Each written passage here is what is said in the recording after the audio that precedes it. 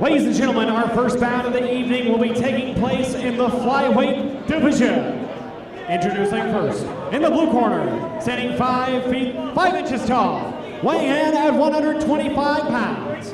He's representing Minnesota Top Team and fighting out of Rosemount, Minnesota. Making his MMA debut, Marc the Filipino Phenom Gomez.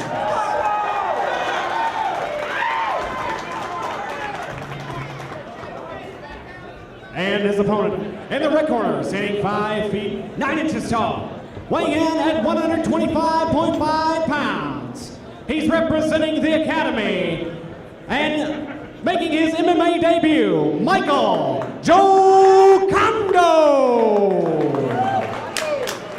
I like that Jokondo has a legit fighting experience, getting in a cage, but and he's been knocked out. He was knocked out cold by Luke.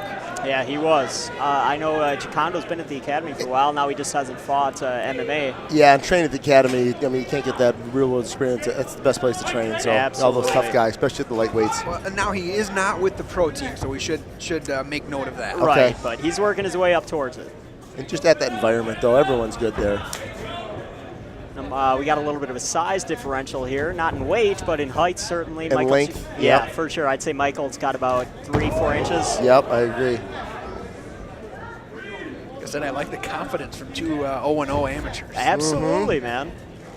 We'll see how the conditioning is. That's one thing. So you don't want to shoot your load too early. So Yeah, that usually happens in see the if they can breathe and relax. And But we're also dealing with 125ers. I hope they're in shape. You know, we're not talking heavyweights here. yeah. But as you know, it's a different shape when you get in there for real and the adrenaline's pumping and someone's trying to take your head off. It's the second time that head kick has made contact.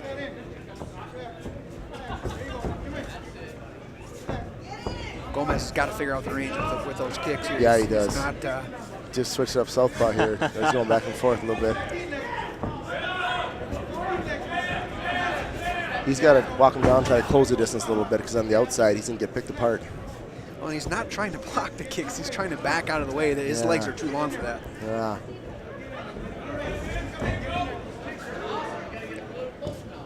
I'd like to see him counter one of those kicks rather than, block and counter. Yep, or step in and counter, exactly. He's not pulling those back real quick. Yep. Razzle dazzle here. I don't know that Gomez has attempted a strike at this point, has he? I don't think so. He's going to have to do that at some point. He may have attempted one, but he sure hasn't landed one yet. There you go. That's what I was going to say. Oh, takedown attempt. Oh! He's getting down. Good stiff nice, right. Yeah, nice right hand. That's what I want to see out of both guys right now. Nobody's throwing a combination. We're just throwing ones right now. Yep. Be good to see him put them together a little bit. There we Go. Boy, Marc Gomez is That's what Gomez has fearless. got to do, though. Yep, he's got to close that distance like that. So. half guard here. Yeah. Just kind of fell over backwards into that. It's a loose half guard there, too. Yeah, He it could is. Easily pass if you wanted to. Neither guy is a wrestler, we'll say that. Yeah. Marc spends a little time in a Minnesota Top Team with Jeremy Clark. Okay. There's some good guys over there. Yeah, for sure. Jiu-jitsu. I know Muay Thai Mike was over there for a while. Well, looks like Mike might try to lock something up here on the left arm, but He's got that underhook, which is critical for passing. 10 seconds left in the round here. Pretty clear round for Jokondo there. Got the kicks going. And Most definitely. Gomez had a little flurry of offense, but that was really about 10 seconds worth of Yeah, offense. at And the the end. rest was all Jokondo. Yeah, I have a 10-9 Jokondo, most definitely. Yep. I agree. Now, Sheely might have a 10-8. He could. You never know. He will say that Gomez only attempted maybe 1-2 punches. I don't know. Well, he certainly landed one or two. Driller Promotions will be back here at Canterbury Park February 2nd. Caged Chaos 5. Headlining the card is hold on. Now February 2nd. February 22nd. I said that. No, you said Is that here or is that at Epic, I thought? February 22nd is Got here. moved. It's moved here. It's moved here. So for all those who Interesting. didn't know, you know now. Caged Chaos 5 back at Canterbury Park. Headlining the card is unbeaten prospect John Sexy Mexi Castaneda, taking on unbeaten RFA veteran Derek Mandel. Should be one hell of a fight. That'll be a good fight. Tickets available online at cagetix.com. And there are what, 4 titles on the line there? There are a lot of titles on the line. on the Sean line. Richmond's on the card. Kyle Todd's on the card. Rocky Magdaleno's on the card. Is Kyle Todd fighting tonight too, or no? He is not, no. Okay. He's going to get I heard a a test. rumor that he was Nate Williamson, possibly. got. Yeah, that's Nate who he's Williamson. fighting. That'll be an interesting fight. That's your boy, Lance, I know. Well, he's not my boy, but he's a buddy of mine. and Sure. interesting. I give Kyle the slight edge, but I'll tell you what, Nate's unorthodox and he's very strong. If he goes to the ground, if he could get if pretty he can get an interesting. arm on you, you're in trouble. Oh, boy. You really I'll are. tell you what, Nate's a better athlete. A Most better definitely. natural athlete. I agree. Nate's a better athlete than pretty much all these guys. Yeah, right? Yep. He's got that freaky athleticism And that you can't. in strength, Oh, too. boy, here we go. We got a firefight on our hands all of a sudden. Yep, Gomez got to tuck that chin a little bit. Though. Yes, he does. Counter. Gomez's corner said, it's time to go. Yeah. You got to close the distance, got to walk him down. Walk him down by moving your head and using your jab.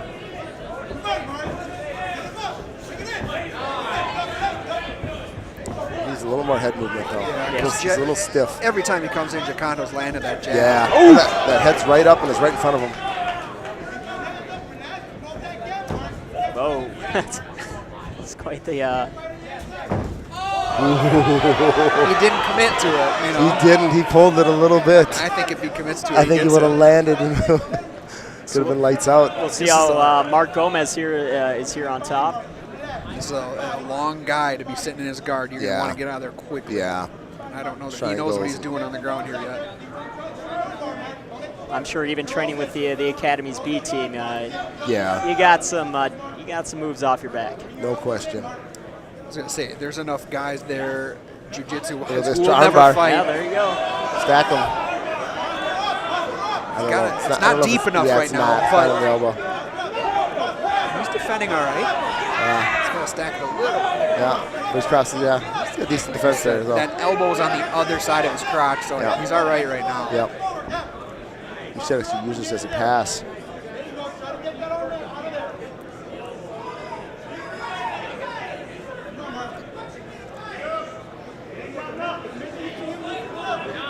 Stalemate here right now because he's not going to finish from there No. unless he can wiggle that arm through somehow.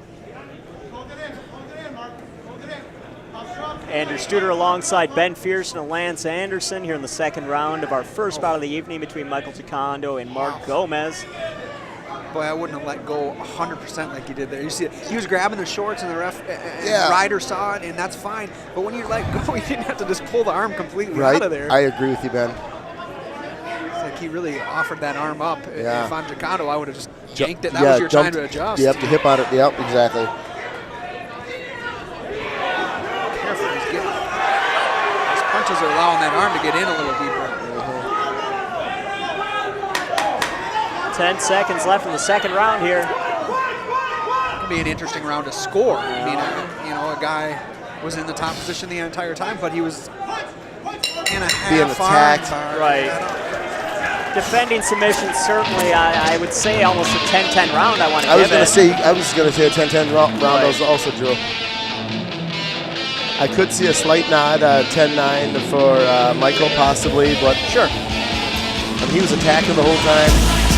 He was, but he was on his back for the bulk of the round. He was winning the stand-up, but he, like I said, on the ground, when you're on your back, even when you got an armbar locked in the whole time, I'd say the bulk of judges just But see that. yeah, if we're judging criteria, perception is sometimes different than reality. The point is, Marc wasn't doing anything on the top. All he was defending. He wasn't landing any strikes. He wasn't advancing position. So Very true. Maybe that late flurry secures it. Yeah. The late punches, even though, whatever, they're not going to finish the fight, but might be busy enough to win. Yes. I don't know. It's going to be an interesting round to score. Getting ready for the start of round number 3. Michael Jokondo versus Marc Gomez. Here we go. Fight on the line here. Possibly 1-1 here, a round apiece. Very good chance of 1-1, absolutely. Tell you what, I love all these great amateur fights on the card, but all I really want to talk about is Damian Hill versus I Joe know. Jones. I'm excited for that fight. Can we just spend a couple hours talking about that? Anticipation Yes. is growing. I feel the excitement in the room. that's gonna be a barn burner. He actually blocked that kick. I appreciate that. He finally, he just kept trying to back out of all of them rather than blocking any of them. Right.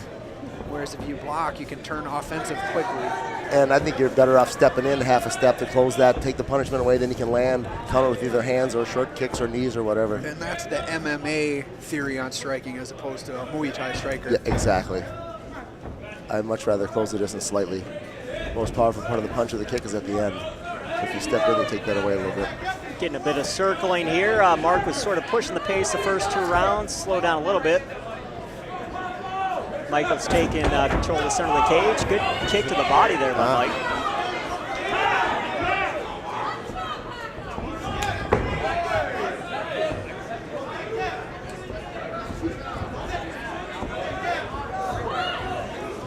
Marc is just a little tentative, though, and he keeps standing outside. He's got to commit to closing the distance. For sure. I would almost say both guys are pretty tentative. I mean, not too surprising. Both making their MMA debuts tonight. Yeah.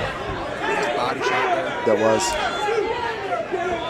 And Michael's doing more damage on the outside. He can survive out here because he can pot shot him and land a few. And Marc has to close that distance to get on the inside. I just think that the striking for Jokondo is a way different level than Gomez. I agree.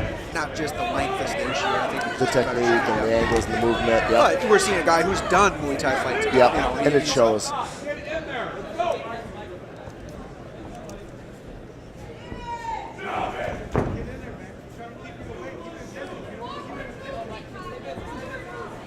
Definitely would like to see somebody take control of this round, though.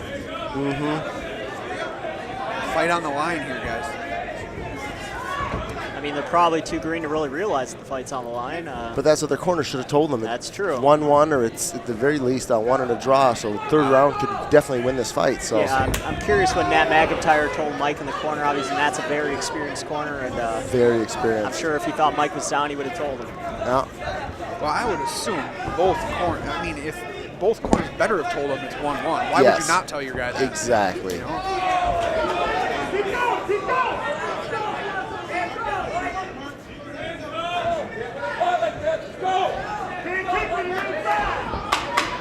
Ten seconds left in the third round here. Boy, oh boy. Mike doing a good job letting his hands go. I don't know. I'd probably give that third round to Mike. I would as well. I think he jabbed and leg kicked him to death in the third round. He did a very good job opening up his jab a little bit, and I just thought he did a good job controlling the center of the cage as well. And that's my reasoning behind it. What do you think, Lance? I agree fully. I would give it 2 rounds for Michael, and then I'd give it a 10-10 round. Yep. So I'd have a 32, 29? 28. Or 28, yeah. Yep. If I was the judge. It'd make my night if that's the score. Right? We'd be on a... I feel like Sheely's the guy that could actually score that. I could see that. I don't know that either of the other 2 judges are going to score 10-10. Yeah. I'm going to go 29-28 Jokondo just because I have a feeling that's how They gave him the middle of the second round. Sure. Very well. And it very well could have. That's not a bad decision either, or a bad call either. As long as we get the end result correct, then There who you cares? go. I'd like to thank a couple of our sponsors here tonight, Absolute Bail Bonds. You can find them online at absolutebailbonds.com or by calling 612-333-3030. Also, Kenyon and Associates, if you're looking for a good attorney. Check them out online. NutriShop Lakeville, LA Fitness, Rick's Cabaret, up to Mike Majouk for the official judge's decision.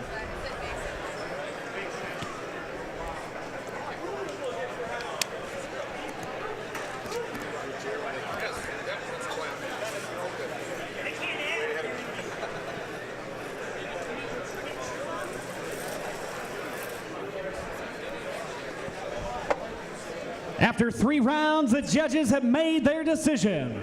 All judges scoring the bout 30-27. Wow. And winner by unanimous decision, Michael Jokondo. And I don't have a terrible problem with that either. That second round, he was trying for that armbar for the majority of the round, so I mean,